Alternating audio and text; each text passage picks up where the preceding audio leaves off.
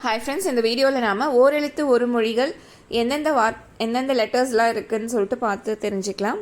உயிர் எழுத்தில் வந்து ஆ, இ, உ, ஏ, ஐ, ஓ.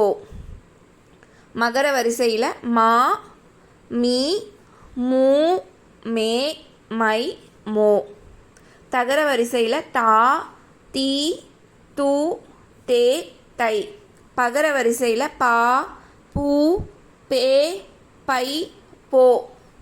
நகர வரிசையில் நா, நீ, நே, நை, நோ. ககர வரிசையில் கா, கு, கை, கோ.